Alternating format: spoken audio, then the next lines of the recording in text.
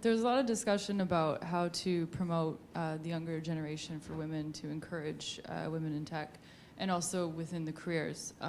But for example, I knew some women, and one particular example where this was a girl studying software engineering in university. Her first year, there was about 15 to 20 women amongst probably 80, 100 guys.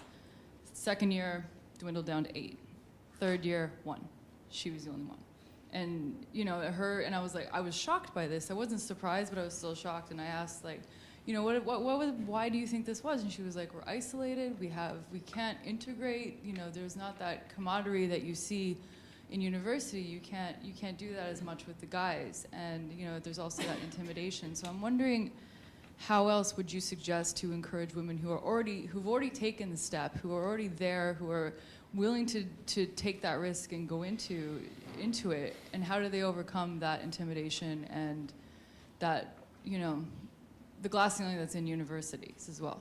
I think the universities have a really strong responsibility in recognising the gender split in their programmes and actually actively working to mentor and support all of the participants, but especially the women if it's a particularly male-focused programme. It's often the situation where the balance is skewed more towards men than towards women, particularly in those sorts of studies. But it doesn't mean to say that we can't do more. And again, it comes back to role modelling, it comes back to encouraging more women and getting women to support other women and also men to support other women. I think it's not just the role of women to support women, but I think we need to, it's not about gender. It's about people sharing experiences and saying, yes, that was something I did and this is how I got through it. Or you need to go and talk to somebody else. Maybe I can't answer the question, but I know someone who can.